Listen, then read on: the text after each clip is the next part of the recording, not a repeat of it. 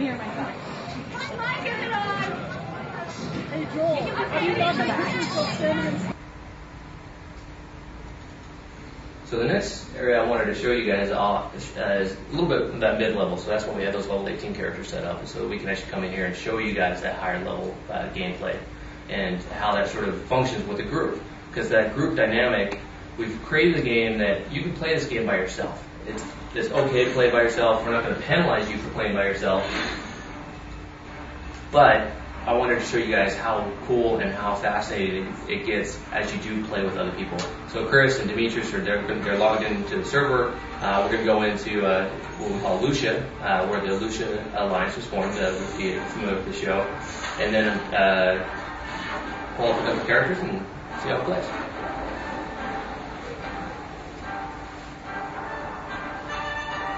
I can remember our password. Any questions so far at all, or? The newbie area, when they come into that instance and they're kind of on their own learning, how long does that take them to get through that before they're off? 20 minutes. 20 minutes. I mean, you could take longer if you wanted to, but it's sort of optimized around 20 minutes.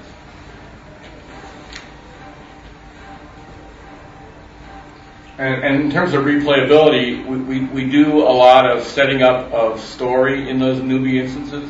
So there's clues and things that happen to you in that 20 minutes that don't really become clear until later in the game. So when you go back and replay it again, you'll notice a lot more stuff because things that you thought were incidental at the time become important later on. All right.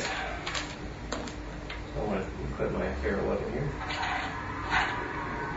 So get my staff weapon out. I'm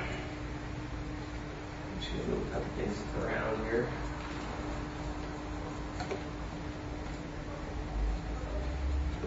Which side do you want me on, Dan? So there's Demetrius. He's a commando stealth. He can pop in and out of stealth. So that's another dynamic as he can go into the battlefield and actually do backstab and the quick surprise attacks and sort of draw that aggro as Chris and I sort of do the main assault and then sort of go and we can flank these guys to get into that better position. Because flanking in position, because with cover, the mobs have the same type of abilities. If they get behind cover, it's harder to take them out, in which they do. And so part of the strategy is we got to remove that bonus from them. So if we get a guy into the right position, we can actually cut him off, flank him, and then he goes off a lot quicker. All right, so let's just go up here and see where the mobs are at right now. See how we want to solve this. I don't know, D, you want to get in better position? Oh, yeah. So we got a few up here on the left. Do you want to get the left first, or? Take the left. Yeah. Let me get in position first. All right, let us know when you're ready.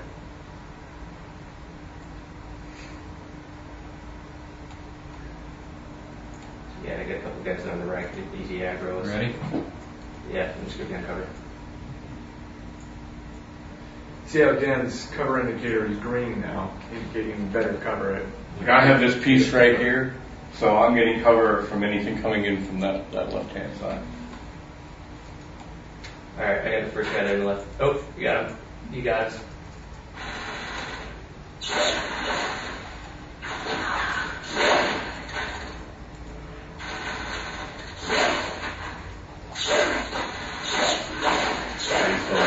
Nice. See, Demetrius back there? Takes him out quick when you get that right position. See, he's got a sound speed 90. See how those guys drop quick. Let's take those guys out on the right.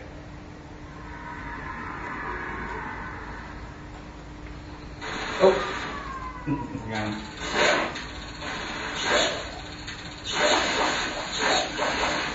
Yeah, he didn't have cover. He was easy to take out. We can draw aggro over here if you want to flank him. Oh, he's coming around. See, I look along here because we're getting shot out. Anytime I get, Molotov cocktail. Nice.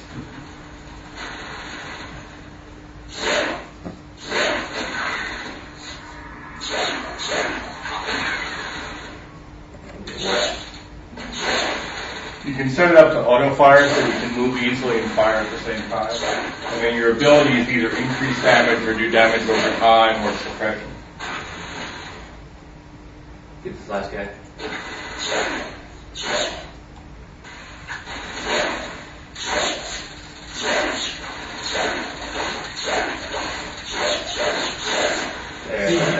He's in cover, so see how much harder he is to take out when.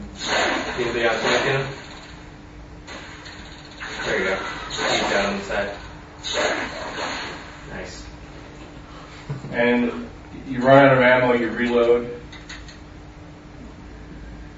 A little bit of field focus. So the blue, the focus is sort of that.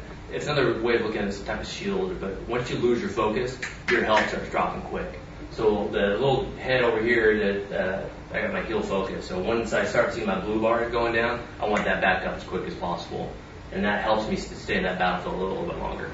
And in group combat like that, this especially, what you're going to do is you're not really going to be able to do the typical MMO, one guy sits back and heals everybody. You're going to want to take the strong points out, engage in the firefight, and then take stock of where you are, and then if you have healing to do. The best thing a healer class can do is like pick up a gun and shoot to burn down these guys in the strong points, and then like do it later. And you mentioned suppression. Can you expand on that a little bit, how that works? Yeah, sure. There's abilities that let you sort of lay fire down to cause the mob to stop firing for a second. So that in combination you can sort of isolate people, especially in solo play. If 3 guys take you want to suppress one of them, deal with the other 2, and then go back and deal with the first guy. And that's the cool thing about your abilities, is you get more and more abilities. I mean, like we were doing here, is like as a group, we wanted those guys out of cover, because that's the quickest way that I can take care of them.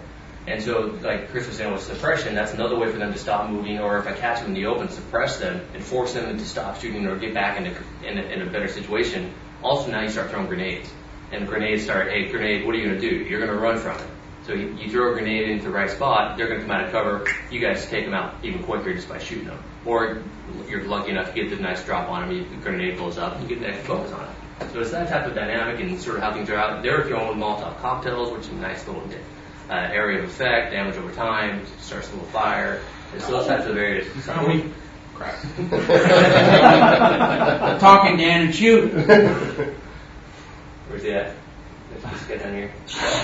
He ran from that. There he is. And they also have different AI capabilities. Some of these guys are going to be very aggressive, and they're going to come at you, and they're going to get right in your face. Other guys are going to be defensive, and they're just going to stay in cover, and they're not going to want to move out. And there's like multiple different ways that these guys are going to come at you.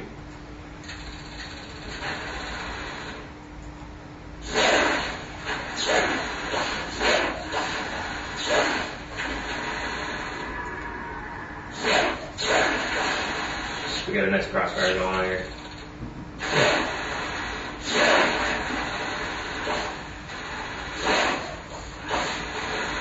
Nice.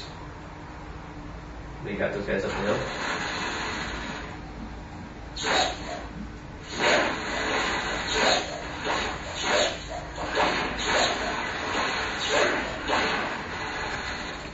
What's the maximum group size for a normal game show like this? So one of the things that we're doing, nice little group size could be 3 to 5 people sort of thing. And for this type of level, 3 flows really well. I actually prefer probably 4. I have different dynamics in here. I'd love to get maybe a spot, heavy guy in there. Ooh. Yeah, I went down. Run, guys. Chris, good down. Yeah, I'm just falling. You got you up there? As to what's the ideal group combination, that we're still sort of working with. Right.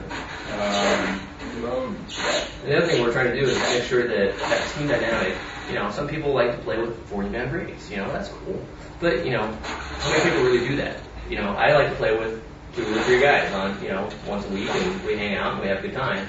But, most times when I play a game, I have to find them, I have to group up again, and I have to put them on friends list, and that changes. But we want to actually be able to support that team dynamic that you see in the SG1 series. And so you can actually go in and actually organize a smaller team effort. So you have your SG37 team that you can go out and every time you hook up and you actually get benefits and you grow and you sort of gain your abilities as a team, which is cool. That is